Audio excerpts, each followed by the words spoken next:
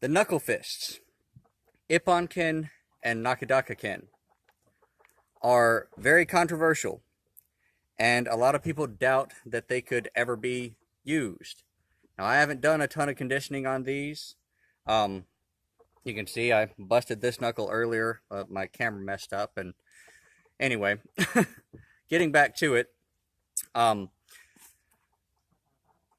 these hand weapons are one of the things that the old masters used to use to make it seem like they had superhuman capabilities.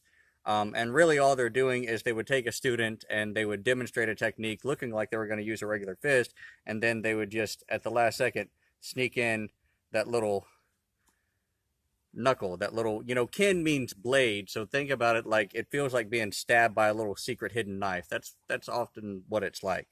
Anyway, can they be practical? Yes, if you know how to form the shape correctly. A lot of people think that you're just making a fist and then sticking your knuckle up, and of course that collapses really easily under pressure. Okay, but really what you do, you form a regular fist. For Nakedakaken, you push this knuckle up just a bit, and you squeeze the thumb in there to support it under that knuckle. Meanwhile, you're pressing in with these two fingers, squeezing it from each side so it's reinforced. For Ipponken, also called a phoenix eye fist, you're using your thumb again to reinforce the shape. And so then when something presses into the knuckle, you've got all of this bone behind it, keeping it from collapsing. Now, can you do this in a real fight? Yeah, it's not that difficult. When you're ready, when you're punching, you just see, it's really fast. Okay? It doesn't take much to make that shape and to get it in there when you've got a good opportunity to use it. What would you use it on? You use it on nerve points. You use it to get in between bones, to divide muscle and sinew. It's really good. Like, for instance, if you make a muscle, make your bicep stick up, you can feel a little hollow in there. You go right to the end of that hollow where the muscles come together, where they converge. There's a little point right here. So get your finger into that point and just wiggle it around. Just wiggle up and down. You'll feel tingling in your fingers here. That's a nerve. It's not that difficult to get to. And if you can make one of these Nakedakaken or Ipponken, one of these knuckle fists, and get it in there, it will numb that hand and it can loosen up somebody's grip. There's a lot of really good uses for this. And, it doesn't matter if somebody's on drugs or whatever, because their nerves are still working, and therefore it's disrupting the neurological signal that it only gives you a split second, but in a fight, that's all you need is a split second. Other targets for it. Let's see, the intercostal nerve between the ribs.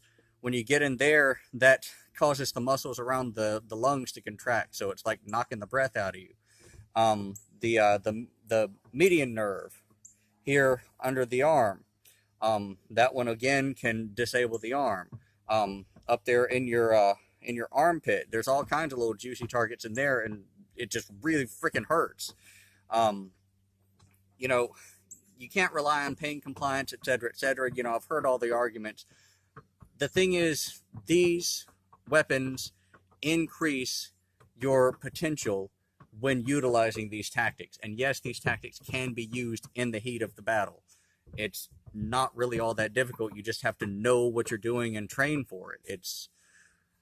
I don't know what else to tell you. I'm wasting time on this video just going on and on about it. But Ipponken, Nakedakaken, that's how you make the fist, okay? Nakedakaken is this one. The knuckle is reinforced by the thumb and pressed on both sides. Ipponken, the knuckle is reinforced by the thumb again.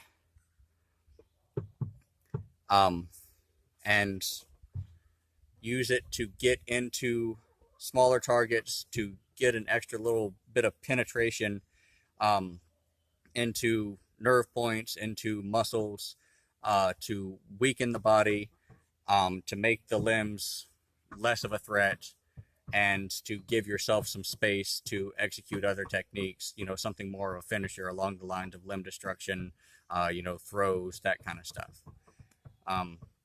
So anyway, hopefully I've clarified things a little bit. That's my next piece on Aikido Atemi Waza.